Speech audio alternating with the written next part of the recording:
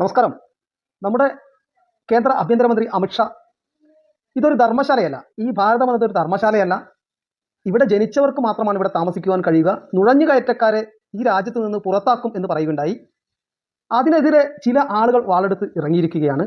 നമുക്കറിയാം, സ്വാഭാവികമായിട്ടും ജമാഅത്തെ ഇസ്ലാമിയും മീഡിയ വണ്ണൊക്കെ അതിനെതിരെ പറയുന്നത് സ്വാഭാവികമാണ്. പക്ഷേ ഒരു ക്രിസ്ത്യൻ പുരോഹിതൻ മിലേഷ്യസ് അങ്ങനെ എന്തോ ആണ് അദ്ദേഹത്തിന്റെ പേര്, നിങ്ങൾക്ക് അദ്ദേഹത്തിന്റെ ആ പ്രസ്താവന ഞാനൊന്ന് കാണിച്ചു തരാം. അദ്ദേഹം പറയുന്നത് അങ്ങനെയാണെങ്കിൽ അമേരിക്ക, കാനഡ, ഓസ്ട്രേലിയ, ഇംഗ്ലണ്ട് പോലെയുള്ള സ്ഥലങ്ങളിൽ നിന്ന് ഈ ഇന്ത്യക്കാരോട് പോകാൻ പറഞ്ഞാൽ എന്താണ് ചെയ്യുക എന്നാണ്. നിങ്ങളൊന്ന് കാണും.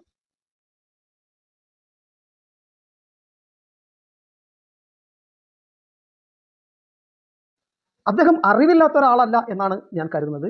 അദ്ദേഹം നല്ല ബോധ്യമുള്ള, ലോകവിവരമുള്ള, വിദ്യാഭ്യാസമുള്ള ഒരു പുരോഹിതനാണ് അദ്ദേഹം. അദ്ദേഹം എന്തുകൊണ്ടാണ് ഇങ്ങനൊരു പ്രസ്താവന നടത്തിയത് എന്നാണ് എനിക്ക് മനസ്സിലാവാത്തത്. ചിലപ്പോൾ FCR ഭേദഗതിയൊക്കെ വരുമ്പോൾ അതിനെതിരെയുള്ള ചുരുക്കമായിരിക്കാം. കാരണം നോക്കൂ, ഈ ഗൾഫ് രാജ്യങ്ങളിൽ കൃത്യമായിട്ട് പാസ്പോർട്ടും വിസയും അങ്ങനെയുള്ള രേഖകളില്ലാതെ പോയ ആളുകളെ പുറത്താക്കാറുണ്ട്. അതുപോലെ അമേരിക്കയിൽ നമ്മൾ ആൽബിച്ചൻ മുരിങ്ങലിന്റെ കാര്യമൊക്കെ നിങ്ങൾക്ക് അറിയുമായിരിക്കും. ആൽബിച്ചൻ മുരിങ്ങൽ ഈ രാജ്യത്തെ തെറി വിളിച്ച ഇതേ പാതിരിയുടെ, ഈ പുരോഹിതന്റെ ഒക്കെ ഗണത്തിൽപ്പെട്ട ആളായിരിക്കാം. ഗുണം എന്ന് ഞാൻ പറയുന്നില്ല, ഗണത്തിൽപ്പെട്ട ആളായിരിക്കാം ഈ ആൽബിച്ചൻ മുരിങ്ങൽ. അല്ലെങ്കിൽ അദ്ദേഹം ഇങ്ങനെ പറയില്ലല്ലോ. ഈ ആൽബിച്ചൻ മുരിങ്ങൽ ഇന്ത്യയെ വലിയ തള്ളി പറഞ്ഞു, രാജ്യത്തെ വൃത്തികെട്ടവരെ വളരെ മോശമായിട്ട് ഉള്ള പരാമർശങ്ങളൊക്കെ നടത്തി. അയാളെ ഇപ്പോൾ ഡിപ്പോർട്ട് ചെയ്യാൻ പോകാൻ പിടിച്ച് ജയിലിനകത്താണ്. അതുപോലെ അമേരിക്കയിൽ അങ്ങനെ കൃത്യമായിട്ടുള്ള രേഖകളില്ലാതെ താമസിക്കാൻ കഴിയും. അങ്ങനെ കണ്ടവർക്കൊക്കെ പോയി കുടിയേറാൻ കഴിയുമോ? കാനഡയിൽ കഴിയുമോ? മറ്റുള്ള രാജ്യങ്ങളിലൊക്കെ കഴിയുമോ? ഇന്ത്യ അത് മാത്രമല്ല, നോക്കൂ, അമേരിക്കയുടെ ഭൂവിസ്തൃതിക്ക് അനുസരിച്ചാണ് അവിടുത്തെ ജനസംഖ്യ. ഇന്ത്യ ഇന്ന് ലോകത്തെ ഏറ്റവും അധികം ജനങ്ങൾ ഉൾക്കൊള്ളുന്ന രാജ്യമാണ്. ആ രാജ്യത്ത് പിന്നെയും അത് മാത്രം മറ്റൊരു കാര്യം കൂടിയുണ്ട്. ഇവിടെ നിന്ന് ഈ രാജ്യത്ത് ഞങ്ങൾക്ക് ഈ രാജ്യത്തോടൊപ്പം നിൽക്കാൻ പറ്റില്ല എന്ന് പറഞ്ഞ് മറ്റൊരു മതരാജ്യം വാങ്ങിച്ചു പോയ ആളുകളാണ് പാകിസ്ഥാനിലും ബംഗ്ലാദേശിലും ഉള്ള ആളുകൾ.